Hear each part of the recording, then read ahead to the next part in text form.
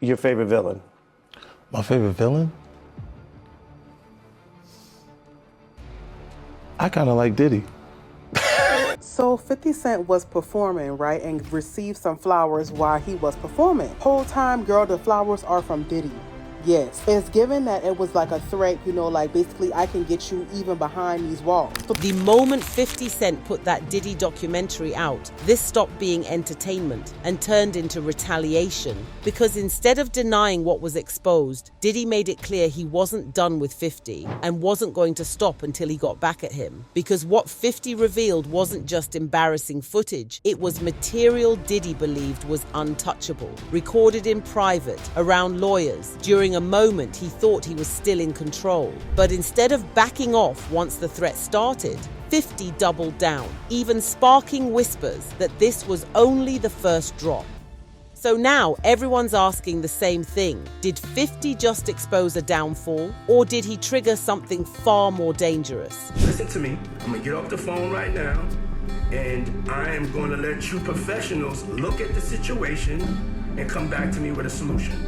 No matter what nobody said, let's just here and there, y'all are not working together the right way. We're losing. So, as you all know, 50 Cent's documentary about Diddy has been making waves these last few weeks because of just how explosive it is. And the moment that interview went viral, Diddy and his entire team started spiraling, with Diddy making threats on his life. But before we get into what Diddy really said to 50, we have to talk about the documentary because that's what really set all of this in motion. The most weird thing about this documentary is how much unseen footage is in it. And it's not just regular recordings of Diddy's daily life. It is stuff that someone like Diddy would never allow to get into the hands of another person. And that made people start wondering, how did 50 Cent get his hands in this footage to begin with? It turns out that Diddy himself recorded the videos in the weeks leading up to his trial. So, it has everything from Diddy's reaction to lawsuits to his private conversation with his lawyers. You know, conversations that should be protected under attorney-client privilege. Listen to me.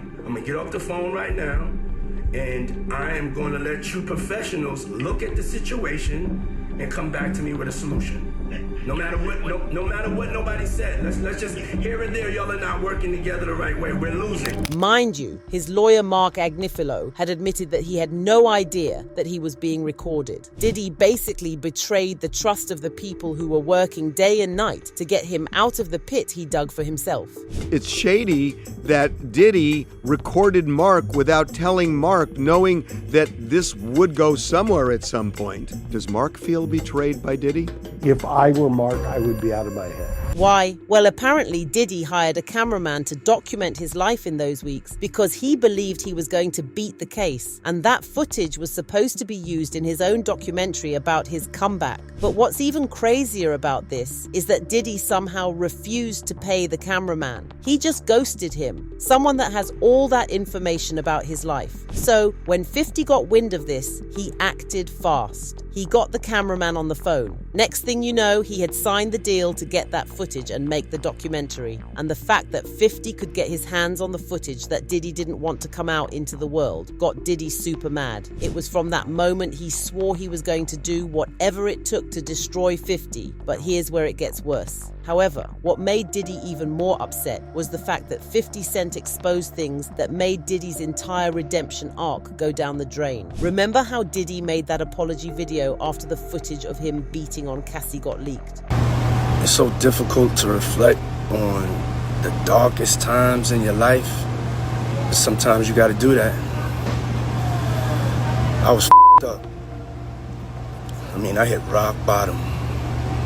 Now, at the time, a lot of people felt like Diddy was doing it for damage control, not because he was genuinely sorry. Still, some were like, let's give him the benefit of the doubt because he could genuinely regret his actions. And throughout the trial, that's exactly what his team tried to make the prosecution and jury believe. However, 50 single-handedly ruined any chance of Diddy ever using that regret line again, because in the documentary, it's clear that Diddy doesn't feel sorry at all. In fact, the documentary showed him bragging about finessing the system and how he was going to win because there's just no world where he doesn't. While all this was going on, Diddy's team was in the media trying to portray him as the victim in this situation. On top of all that, the documentary revealed some deeply disturbing things about Diddy's mom, Janice, and the relationship she had with him when he was growing up. Now there have been rumors about Diddy's mom being the one who set him on the freak-off lifestyle path. She allegedly used to bring different men into the house and make little Sean watch her with them.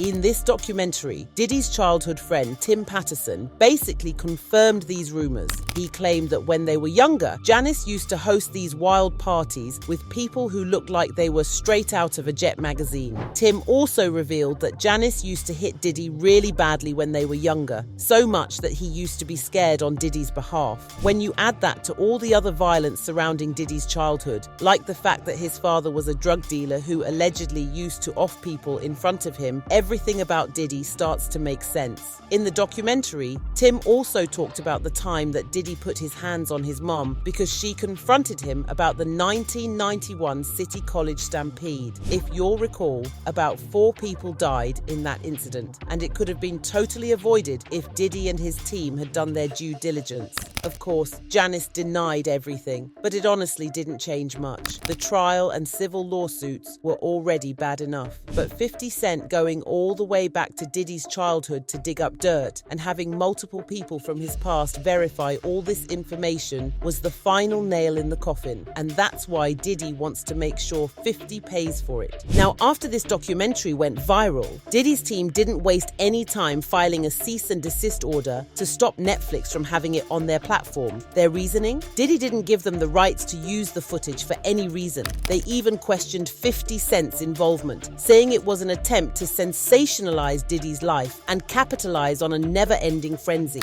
They said in their statement, for Netflix to give his life story to someone who has publicly attacked him for decades feels like an unnecessary and deeply personal affront. At minimum, he expected fairness from people he respected. However, Netflix hit back, saying all the material they used in the footage was legally obtained, and they weren't doing any of it for clout or to sensationalize the story. They even defended 50, saying that although he was the producer, he didn't have creative control over the documentary. But of course, none of this mattered to Diddy. He was already plotting ways he could get to 50 and hurt him for even putting out the documentary in the first place. And the fact that he is behind bars didn't stop him either. He sent a bouquet of flowers to a club 50 was performing at. Now at first, people thought this was some kind of olive branch, but then someone pointed out that the flowers Diddy sent were funeral flowers, and that's when it hit. Diddy wasn't trying to be friends with 50. The flowers were a warning shot that he wasn't going to stop hunting 50 until he deleted him. But 50 didn't back down either.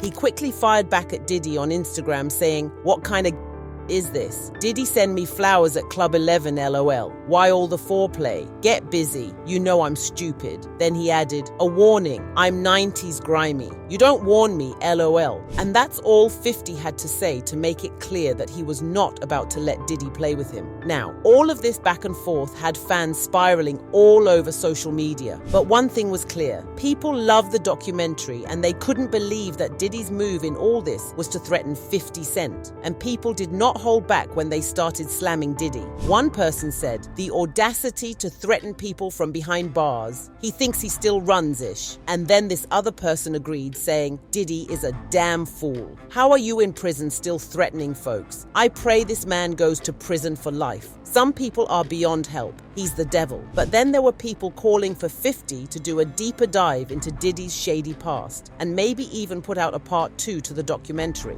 They're saying 50 needs to look into Diddy's alleged connection with Biggie and Tupac's deaths, and then expose other people in Diddy's circle, like Jay-Z. Now, 50 has not confirmed whether he's going to go ahead with any of this, but the demand is clearly there. So, if he even decides to, the audience is ready to give him their coins to watch it. But here's where everything flips. Even though the general public seems to agree that Diddy is a horrible person, and 50 did a good job with the documentary, some people still think 50 pushed it too far. Surprisingly, one of those people is Marlon Wayans. Marlon actually came forward and slammed 50 for kicking Diddy while he's down. He even implied that 50 deserves all the threats he's getting, because that's just karma for going after Diddy. In the documentary, there was insinuations of, that Diddy possibly had something to do with both Tupac and Biggie. And, Who's telling the story, right? You can skew... People very close to the situation. But you can create any narrative as a producer and as a director.